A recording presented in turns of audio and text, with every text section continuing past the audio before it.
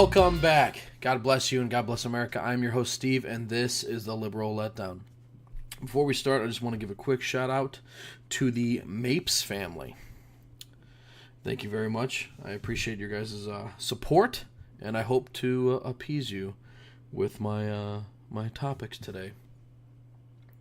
So, I don't know. I'm pretty sure you guys are going to enjoy this today. We got some LeBron nonsense. We got some immigration stuff over in Europe, and I believe it'll appease you guys. But I know you'll tell me. I know you'll tell me about it. But for everybody else, go ahead and follow me on Twitter at liberal_letdown.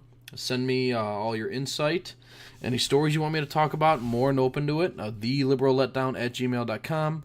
I am on SoundCloud, Podbean, YouTube, and iTunes. Go ahead and look me up. Liberal Letdown. The Liberal Letdown. As I was saying earlier, LeBron James, still a piece of garbage. He described the NFL as the owners. Okay, this is a little older, 21st, but a week. As old white men with slave mentality. So, just go ahead and enjoy that one. Really, really let it seep in. LeBron James feels that the NFL owners are old white men who have slave mentality. All right, let's get to it. LeBron James didn't mince words during the December 21st episode of HBO's The Shop. Well, yeah, he's got a show. When discussing certain differences between the NFL and NBA and the level of respect shown to the athletes of each league by ownership. Okay. So, obviously, he feels the NBA is better. He's wrong. So, anyway. First off, for those of you who don't know, yeah, LeBron's on a show on HBO. Because that's the thing now. Let's put superstars, in sports on TV. So there's that. And mainly because he's an outspoken piece of garbage and he hates everything that the president does and he doesn't like white people. So there's that. Here's a quote from Bron. In the NFL, they got a bunch of old white men owning teams and they got that slave mentality. And they got that slave mentality. There's no actual, intelligent wording here at all. He really suffers with it. James said, according to the Washington Post's Ben Golliver. And it's like, this is my team. You do what the F I tell you all to do, or we get rid of y'all. The players are who make the ship. We make it go. Every Sunday, without Todd Gurley and without Odell Beckham Jr., without those players, those guys, there is no football, James exclaimed. And it's the same in the NBA. The difference between the NBA and the NFL, the NBA cares about what we believe players can be, the potential. In the NFL, it's what can you do for me this Sunday or this Monday or this Thursday. And if you ain't it, we moving on. All right, so first things first, LeBron is absolute human trash. But he opened a school. Yeah, he opened a school. I did a whole over half a show on that. He opened a school. He paid for 10% of it, and then he promised these kids scholarships to Akron that take scholarships away from other kids who actually earn the grades.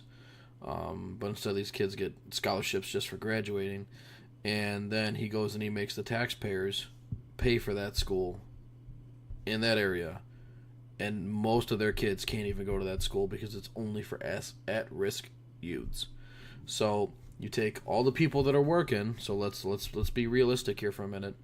So all the troubled youths who typically don't have parents that actually work and pay taxes or do much of anything are going to the school, and if they graduate and they make something of themselves, which is great, I'm not saying it's not great, then they get scholarships to Akron. And they take scholarships away from other people who, get that 4.0 or really earn that way. And then the taxpayers can't even send can't send their kids there unless their kids are trash. So It's segregation. It is legal segregation, and everybody sees LeBron in a school, and they just, oh my God, yay, LeBron, he's the greatest. No, he's not. He's trash. He is absolute garbage. He's a piece of shit human. So moving on. I don't think he realizes that because the NBA they allowed these super teams. Okay, so who was it first? It was Miami. He was Miami first, the super team, the first super team. That attendance is down, and people don't watch specific games because the outcome it's already assumed, right? So whenever Golden State goes and plays anybody, just a trash team, what do you think's gonna happen? Well, they're going to dominate. They dominate by 30.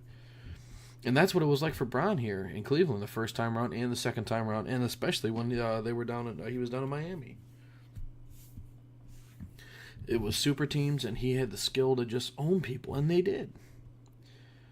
So people watch the games for the blowouts, and then they realize it's a blowout, and they turn the game off, unless you're a local fan. Or unless you love LeBron. And I think that's a realistic point of view. I don't think you can really sit here and say, no, that's not right. I don't believe you. Mainly because the NBA attendance and viewership is way down. Same with the NFL. But let's be realistic. Nobody takes the NBA seriously until the playoffs. Nobody cares. Nobody even bats an eye, really. Because eight teams from each conference get in, and it's the easiest thing in the world to get into the playoffs in the NBA. And then it's a bloodbath in the playoffs. Everybody knows who's going to be there. Everybody knows Golden State's making it. In the East, teams in the East are trash unless you got the Celtics. And if they stay healthy, they have a chance, but it's a small chance against Golden State, so Golden State's going to win it again. But moving back to Bron's first quote, in the NFL, they got a bunch of old white men owning teams, and they got that slave mentality. And it's like, this is my team. You do what the F I tell y'all to do, or we get rid of y'all. I mean, I'm pretty sure that's what a business is supposed to do, though. And I myself am going through some of that at work. The owner has a goal. Okay, so the owner has a goal. That goal is projected onto the management staff. The management staff then pushes that goal onto the workers, right? So once that goal is pushed or expressed, you do as you're told, you do your job, or you're out. It's pretty simple to understand. And you do as you're told, you change the way you go about things, okay? Here's another quote from Ron. I am very educated about what I believe in, and I'm not doing it in a violent way, James said. I'm not knocking on your door saying, listen, I'm kneeling today. If you don't kneel with me, I'll knock you the F out. But, people go crazy when things are done outside the box. People don't know how to react. I think that statement shows how uneducated he actually is.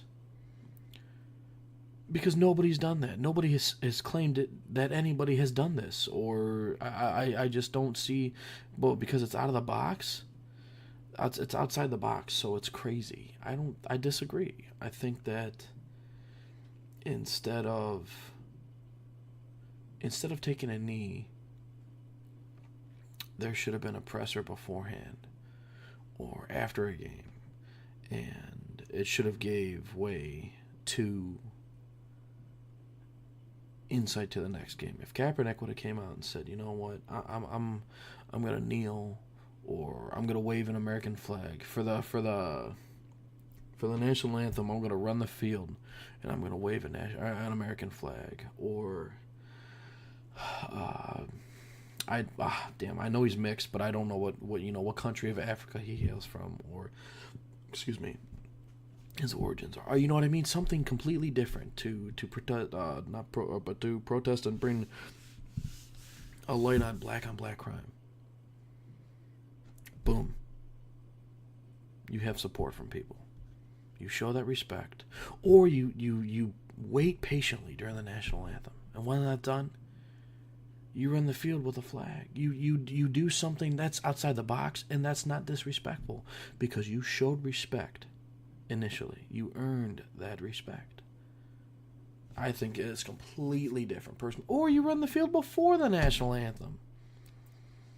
But to do it then, when you know people are watching and you know the cameras are on, which is the point of it all, isn't it? And that's the problem.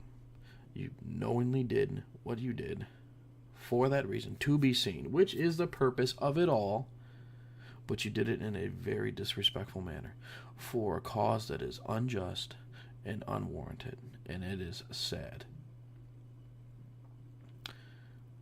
This is all coming, and he supports Kaepernick. LeBron does.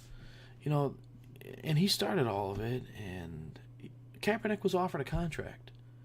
He was offered a year-long contract, and he turned it down because he's a trash quarterback. He had one good year.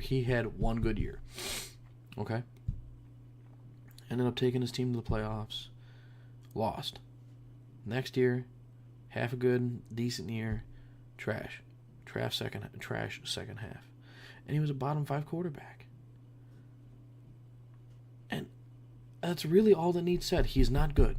That's why they're signing people like RG3, who is awful. I mean, awful. Mainly because he played in Cleveland. After he tried to come back in Cleveland, tried to resurge him, and he was awful. And he's just trash. He is truly, truly sad. But, moving on. Father of Strasbourg's terrorist says son supported Islamic State. Of course, son supported Islamic State because they make the news and they're the big shots and everybody wants to be blah, blah, blah, blah, blah, blah, blah, blah, blah. ISIS is trash. The man described as the father of the 29-year-old suspect in this week's deadly Christmas market attack in Strasbourg says his son subscribed to the beliefs of the Islamic State group. Chakat said he had seen his son, Sharif Chakat, 3 days before the attack, but couldn't contact him while he was on the run. He acknowledged that his son backed the ISIS group, or the Islamic State group. The father attempted to turn his son away from these teachings. He tried to tell his son that ISIS is committing all of these atrocities, but the son simply denounced the facts shown to him. So his son killed people in the name of his religion, and from this article, his father didn't really try so hard to dissuade him from committing this act. He didn't. I read it. I was not convinced whatsoever that a loving father, would sit there and not do almost literally anything. I mean, throw yourself in the way of these innocent people to stop your child from murdering innocent people. The father said he tried to contact his son after the attacks, but could not. Okay, great. What else? Did you contact police? I don't. By reading this, you didn't. I've made my stance on this religion and its ideals very clear on this show. So for the Mapes family who are listening, I don't think the father cares so much about any of what happened. You can make effort all you want, but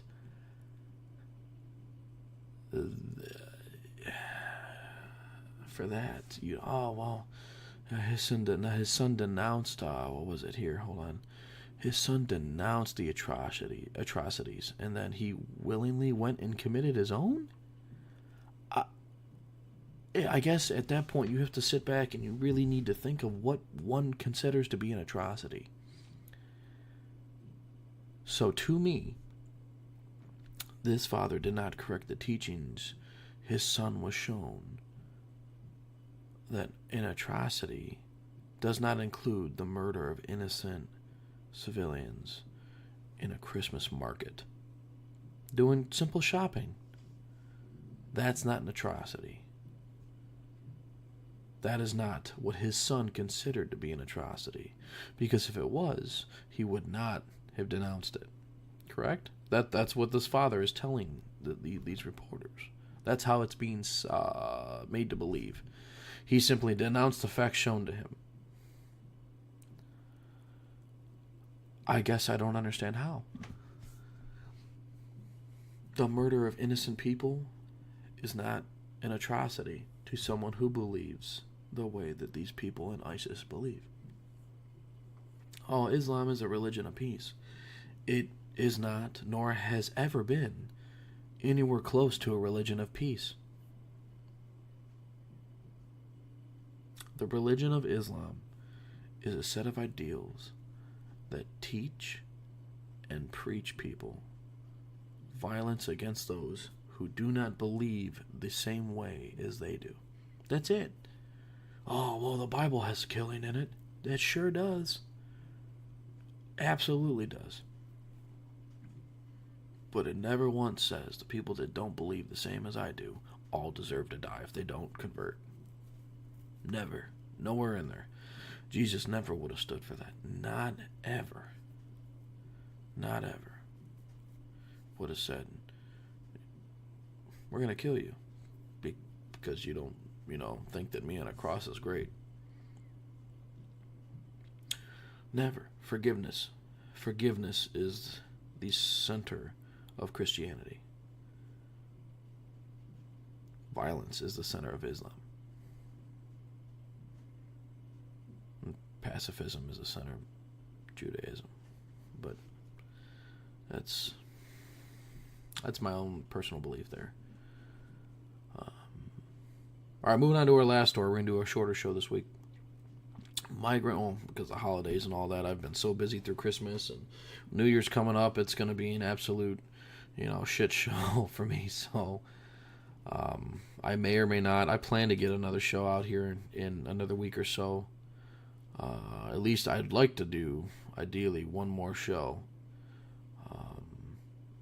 in a week or so and really give you guys something for the new year. But we will see. So, last story. Migrant crisis. Number of non-lethal weapon licenses doubles in Germany. This story pisses me off. Pisses me off something fierce. And let's see if you can find what upsets me. The number of basic weapons licenses issued in Germany has more than doubled since the onset of the migrant crisis. By October 2018, Germany issued 599,940 small arms certificates compared to 261,332 in 2014, a rise of 130%. The data was collated by the interior ministries from Germany's 16 states, all of which had seen rises. Before you get excited, though, like I did when I started reading this article, because I started reading it and I was ecstatic. I mean, full chub and everything. Excuse me. I was ecstatic. I'm like, all right, finally, Germany's gonna fight back. Germany's really, really prepping for it. These basic weapons, or small arms as they're called, their certificates are only for non-deadly firearms. So when someone reads small arms, excuse me, to me, that means a rifle, a pistol, shotgun, and that's not it at all. That's not even close. It's only specifically non-deadly. So, okay, so you take the title into account. Oh, well, Steve, it says non-lethal. When you read small arms, it changes it. In my opinion. Only for non-deadly firearms, such as gas pistols, flare guns, irritant sprays. Irritant spray is a small arm? Or any other legally restricted device not intended to cause fatality, and even flare guns. Wow, who cares? Flare guns. Holy shit, what are you going to do with the flare gun? Sure, you could probably set somebody on fire with it, if they have, flammable clothing and all that. That would hurt. It could kill somebody. And then it's going to get banned. Gas pistol. I can only imagine that's a CO2 pistol. That would hurt. I don't know if you're going to kill anybody with that. I highly doubt you're going to kill anybody with a copper BB. What do I know? Irritant spray. unless this person is drinking and his eyes are closed and you spray him in his nose, I don't think that this irritant spray is going to kill anybody. And chances are, if this attacker is raring enough, it's not going to hurt him much. So the German state is very strict on their uses of these small arms, with them only being allowed in an emergency and not to be taken in public. So these basic weapons are just that. They are basic. They can't be taken into public and can only be used in emergency situations. So these weapons have very little potential to turn away attackers, in my opinion. I think if you fire a flare gun at somebody and you miss, you're just a dummy. You're an idiot. Shoot somebody with a CO2 pistol, yeah, it's going to hurt. But, I mean, if you're wearing a jacket and coat and all that in Germany in wintertime, guess what? You're not even going to hurt somebody. They might not even feel it. The very little potential to turn away attackers, let alone kill anybody, so to save yourself. And you can't even take them in public. When you're in public, that is when you are most vulnerable to be attacked by these migrants. Because this is why this is happening, the migrants. German Chancellor Angela Merkel invited over 1 million migrants to Europe in 2015 unilaterally. The vast majority traveled to Germany, with the country since seen a rise in sexual assaults, terror attacks, violent crime, and murder attributed to the new arrivals. Radical Islamic terror attacks on European soil also drove up gun sales in Austria, Switzerland, and the Czech Republic. So all of these small arms certificates issued that aren't actually small arms will protect the populace of Germany from very few of these crimes. Sexual assault. Okay, so spray, maybe. Gas pistols. That's, you can't carry in public, so no. Spray, I can see the spray in public, maybe. A flare gun? I don't think so. What else was there? Oh yeah, okay, so that was it. I just know. There's no way. There is no way. So the spray. Spray's your best pen. So you need to let somebody get in close enough to you to where you can hit them within about 5 foot for this spray. 5 foot? I'd rather, you know what, give me 7 yards. Like U.S. has to qualify for CCW classes. I'll take 7 yards in 2 rounds. Thank you. 9mm hollow point. That's all I need. That's all anybody who trains regularly needs. That's it.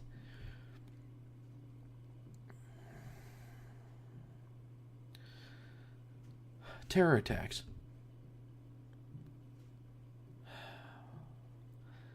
You tell me that an air gun, a gas pistol, is going to deter a terror attack? Oh, well, if the civilian pulls it and points it at the terrorist, he might change their mind. He might, although he wants to die. They're trying to die. They're blowing themselves up, or ramming people with a vehicle, or shooting at cops, or getting ready to blow themselves up in front of cops. So, no? I'm pretty sure a flare gun isn't going to change that one. Violent crime. That is so broad. And I mean, flare gun? Okay, cool. So you shoot it up in the air. Let everybody know where you're getting mugged or stabbed or beat up. Your spray is only useful if you get to it. And your gas pistol is only going to do so much, and that's maybe against one person. It is disgusting to see Germany fall so hard. I would respect Germany far greater if they had a piece of garbage leader like Putin. Absolutely respect them far more.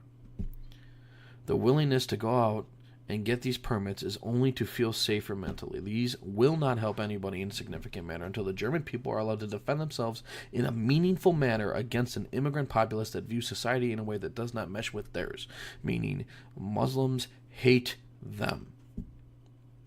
They despise everything they are. which is why that terror attack happened at a Christmas shopping center. The immigrants welcomed by Merkel do not wish safety, comfort, or protection of the German people, but instead wish to turn their newfound home into what they just ran from. Mainly because they're shithole countries they just fleed away from. They're running away from these places because they're unhappy. But it's mainly men. It is overwhelmingly men. And they want to turn this gorgeous country that is Germany into that because it's what they're used to.